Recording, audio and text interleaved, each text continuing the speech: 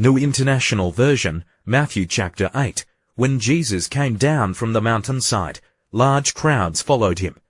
A man with leprosy came and knelt before him and said, "Lord, if you are willing, you can make me clean." Jesus reached out his hand and touched the man. "I am willing," he said, "be clean." Immediately he was cleansed of his leprosy. Then Jesus said to him, "See that you don't tell anyone, but go show yourself to the priest and offer the gift Moses commanded as a testimony to them." When Jesus had entered Capernaum, a centurion came to him, asking for help.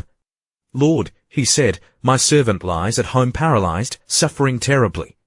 Jesus said to him, "Shall I come and heal him?" The centurion replied, "Lord, I do not deserve to have you come under my roof.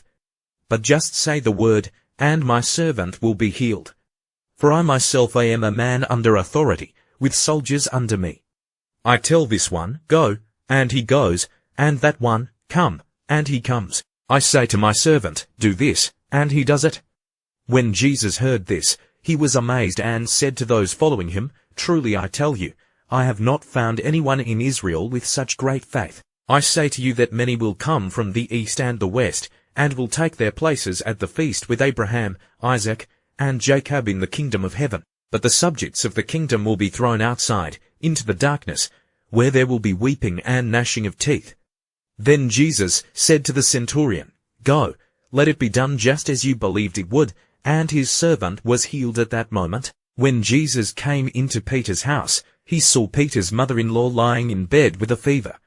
He touched her hand, and the fever left her, and she got up and began to wait on him. When evening came, many who were demon-possessed were brought to him, and he drove out the spirits with a word and healed all the sick.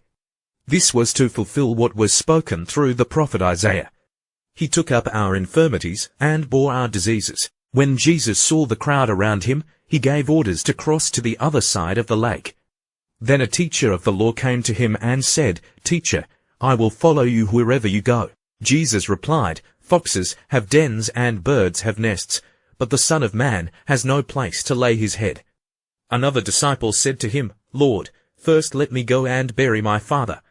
But Jesus told him, "Follow me, and let the dead bury their own dead." Then he got into the boat, and his disciples followed him. Suddenly a furious storm came up on the lake, so that the waves swept over the boat.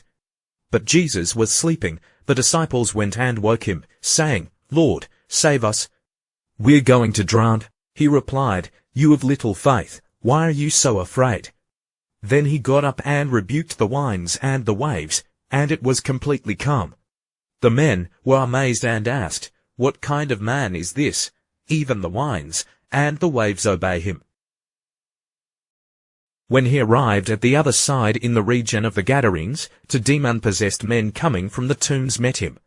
They were so violent that no one could pass that way. "What do you want with us, Son of God?" they shouted. "Have you come here to torture us before the appointed time?" Some distance from them a large herd of pigs was feeding. The demons begged Jesus, "If you drive us out, send us into the herd of pigs." He said to them, "Go." So they came out and went into the pigs, and the whole herd rushed down the steep bank into the lake and died in the water. Those tending the pigs ran off, went into the town, and reported all this, including what had happened to the demon-possessed men. Then the whole town went out to meet Jesus, and when they saw him, they pleaded with him to leave their region.